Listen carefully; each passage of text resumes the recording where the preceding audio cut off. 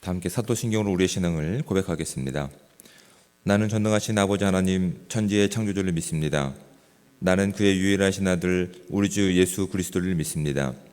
그는 성령으로 잉태되어 동정녀 마리아에게서 나시고 본디오 빌라도에게 고난을 받아 십자가에 못 박혀 죽으시고 장사된 지 사흘 만에 죽은 자 가운데서 다시 살아나셨으며 하늘에 오르시어 전능하신 아버지 하나님 우편에 앉아 계시다가 거기로부터 살아있는 자와 죽은 자를 심판하러 오십니다. 나는 성령을 믿으며 거룩한 공교회와 성도의 교제와 죄를 용서받는 것과 몸의 부활과 영생을 믿습니다. 아멘.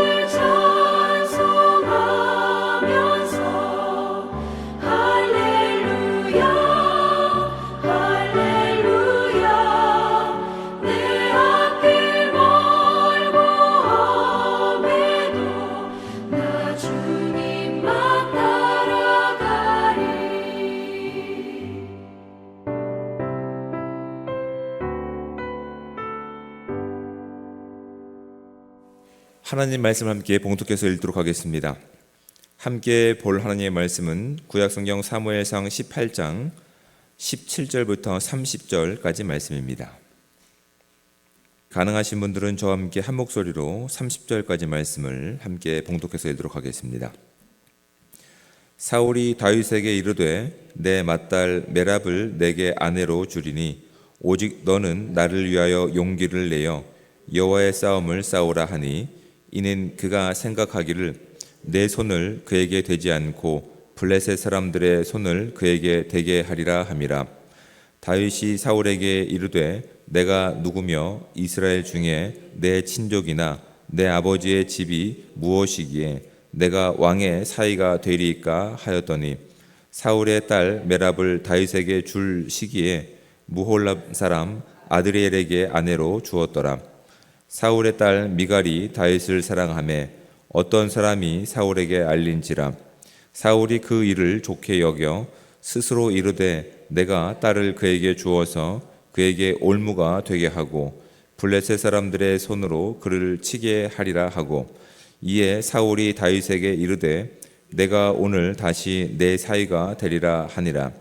사울이 그의 신하들에게 명령하되 너희는 다윗에게 비밀히 말하여 이르기를 보라 왕이 너를 기뻐하시고 모든 신하도 너를 사랑하나니 그런즉 내가 왕의 사위가 되는 것이 가하니라 하라.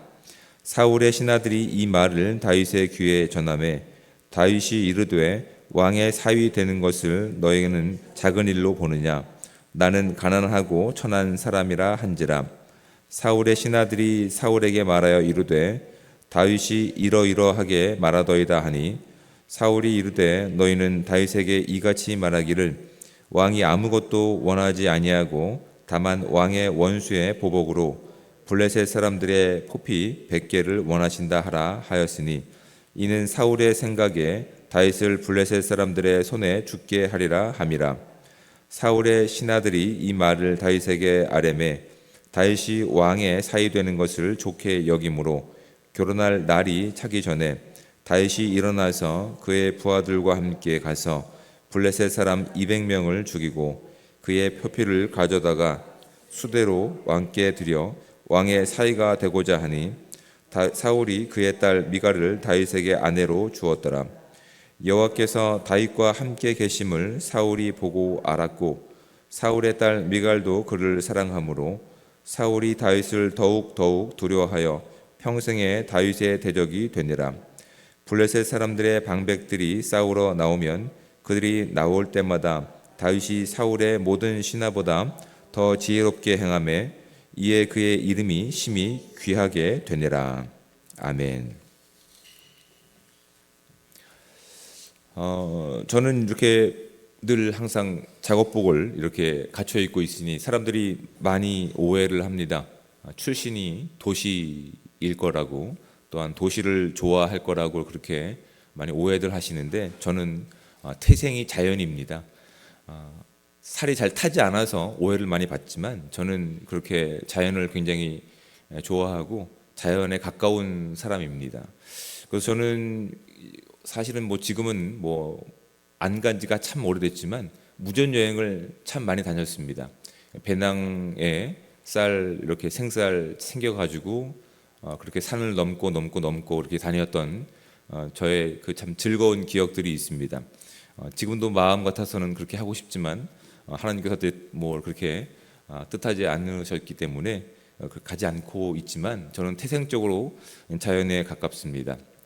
근데 가끔 이렇게 뉴스를 보다가 보면 산에서 조난당한 소식들을 접할 때가 많이 있습니다. 그럴 때마다 참 안타깝게 생각할 때가 있는데 여러분 산에서 조난당하는 그 이유가 물론 중간에 기력이 다 했기 때문에 이렇게 조난당한 경우도 있지만 대부분의 경우들은 그 기력의 세함보다는 정해놓은 그 길에서 이제 벗어나서 그 조급함 때문에 자꾸 등산로에서 정해진 길에서 멀어졌기 때문에 조난당하는 겁니다. 그럴 때는 크게 당황하지 않고 그냥 왔던 길로 올라가면 됩니다. 왜냐하면 산은 다 이렇게 어디로 향하고 있을까요? 정상으로 향하고 있기 때문에 어떻게라든지 이렇게 능선을 타고 산에 올라가면 다시 길을 만날 확률이 큽니다. 그런데 당황하면 그 길이 안 보이죠. 그래서 그냥 나는 익숙한 길이니까 나는 아직 체력이 남아있으니까 그렇게 길을 헤매다가 조난당합니다. 대한민국 산에는 그렇게 산악회가 많아서 곳곳마다 이정표가 잘 돼 있음에도 불구하고 조난당한 소식들을 접할 때마다 이런 안타까움이 있습니다. 왜냐하면 저는 정해진 등산 코스가 아니라 사실은 정해진 코스 아닌 곳을 다녔던 사람이었기 때문에 그런 소식을 접할 때마다 안타까움이 있습니다. 제가 왜 이런 쓸데없는 얘기를 하냐면 오늘 함께 우리가 살펴볼 말씀이 바로 이와 같기 때문에 그렇습니다.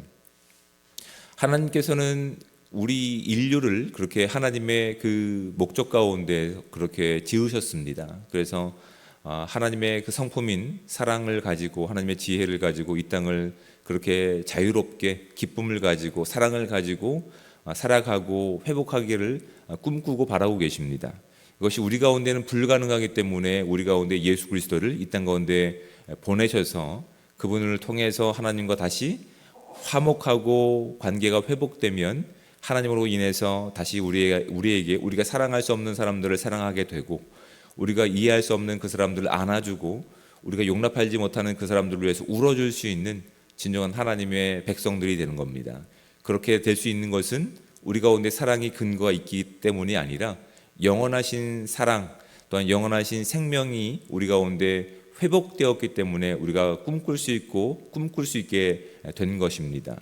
그런데 우리는 그 하나님으로부터 가까워지면 늘 그 사랑을 가지고 이 땅을 살아갈 수 있지만 안타깝게도 그 길에서 멀어진 사람들은 마치 산에서 조난당하는 것처럼 자신이 그 길을 찾을 수 있다라고 하는 교만 가운데 계속 왔던 길을 반복해서 갈 뿐입니다. 반복해서 가다 보니 결국 정해진 길에서 멀어져서 정해진 하나님께서 원하신 그 길에서 멀어져서 자신들이 원하고 꿈꾸는 길을 만들어가고 그것을 위해서 어떤 것이라고 하더라도 자신을 위한 수단으로 삼는 것들을 바라보게 됩니다. 그 말씀이 오늘 함께 읽었던 17절 말씀 가운데 마지막에 보면 이렇게 되어 있습니다. 그가 생각하기를 이라고 기록되고 있습니다.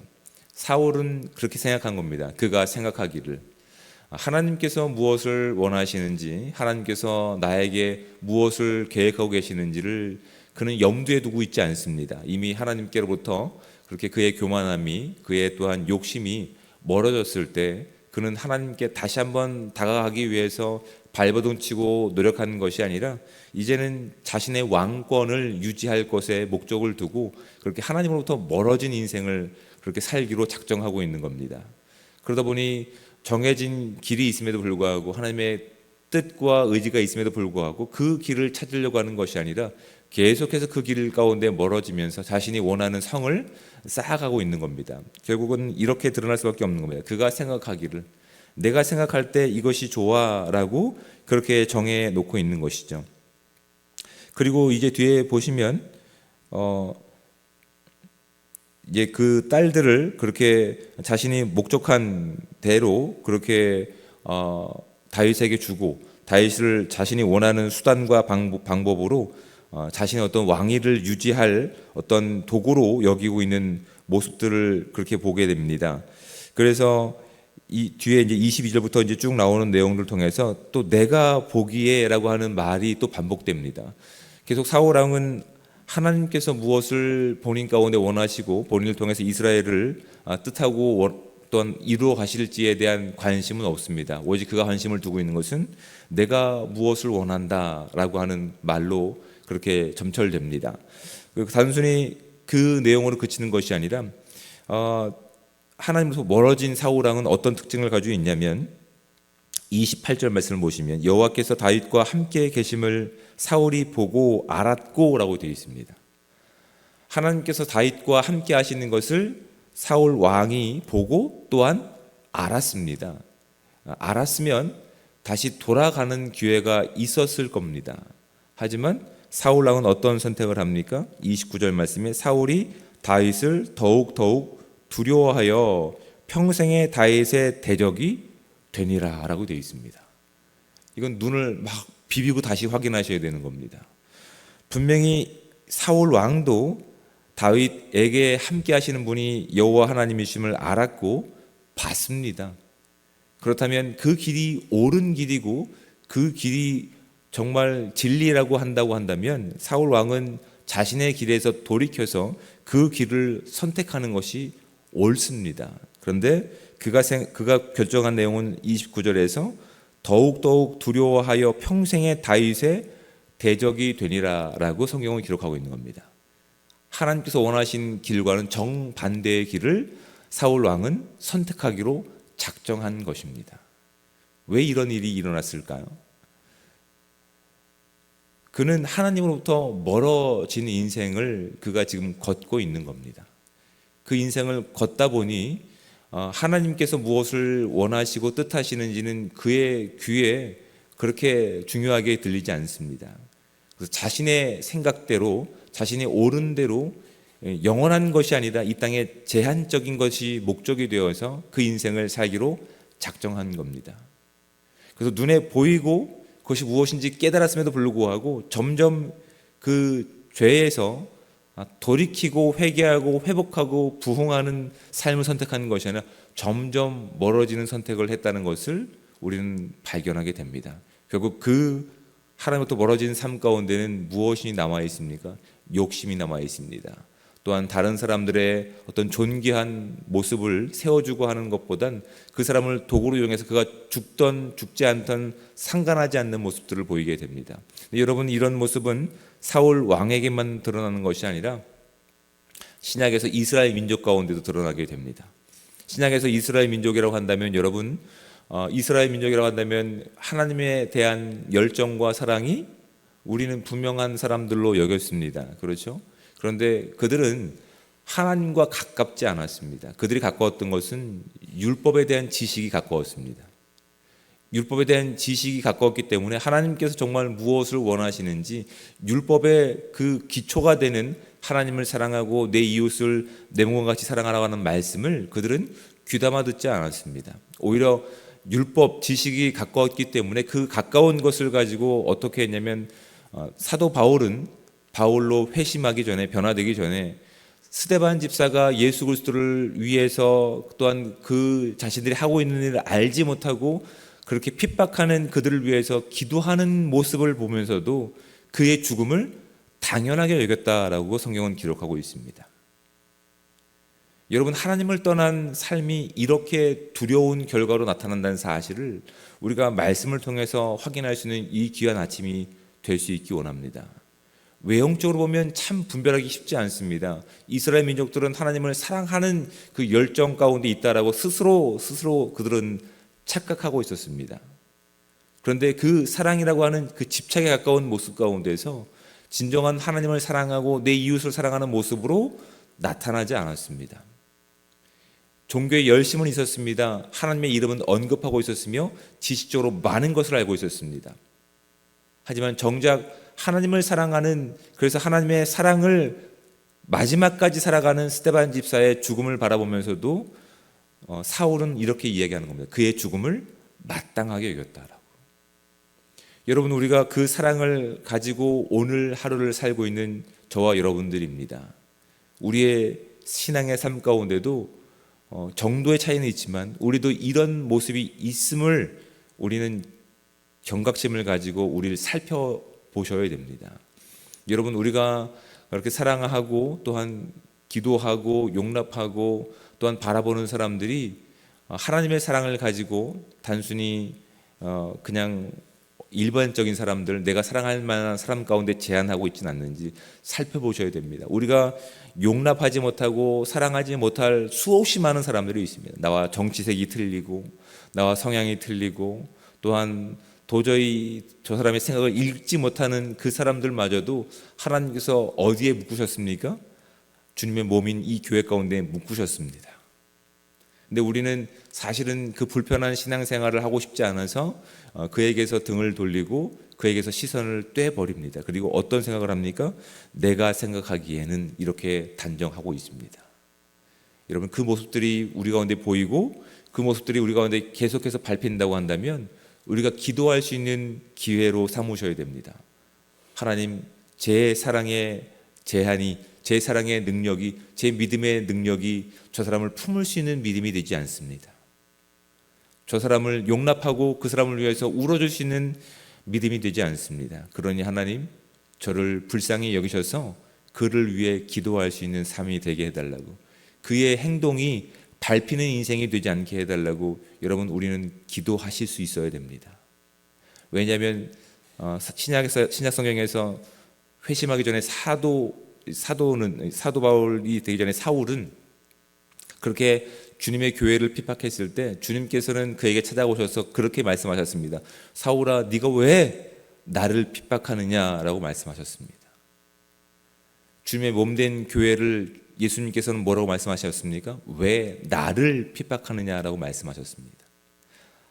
자신의 몸으로 이 교회를 인정하신 겁니다. 그런데 우리는 그 하나님의 뜻과 의지를 분별하지 못하기 때문에 내가 보기에 저 사람은 안 돼라고 단정하는 우리가 실수를 반복해서 하고 있음을 우리가 이 아침에 발견할 수 있는 저와 여러분들 되시기 바랍니다. 그럴 때 누구를 탓하게 될까요? 하나님, 그 사랑이 없는 저를 주님 불쌍히 여겨달라고 간구하셔야 됩니다. 왜냐하면 그 뜻이 거기 있거든요.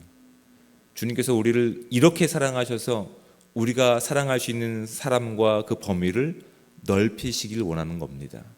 정말 우리가 하나님을 사랑한다면 내 이웃을 내 몸과 같이 사랑하는 그 완벽한 그 기회를, 그 완벽한 장소를 이 교회 가운데 먼저 세우신 겁니다. 교회 안에서 그들을 사랑하고 용납하고 울어주고 안아줄 때 비로소 이 세상에 나가서 하나님을 알지 못하는 그들 가운데 우리는 기도할 수 있으며 그들 가운데 우리가 누리고 있는 이 생명을 자랑하고 전할 수 있는 통로들이 된다는 사실을 기억하고, 오늘도 주어진 이 귀한 시간 가운데서 우리가 하나님께로부터 멀어지는 인생을 살고 있는지 아니면 가까운 인생을 살고 있는지를 돌아볼 수 있는 귀한 아침이 되기 원합니다. 반복적으로 부딪히는 부분이 있다면 우리가 하나님 앞에 꺼내놓고 기도해야 될 부분인 줄 믿습니다.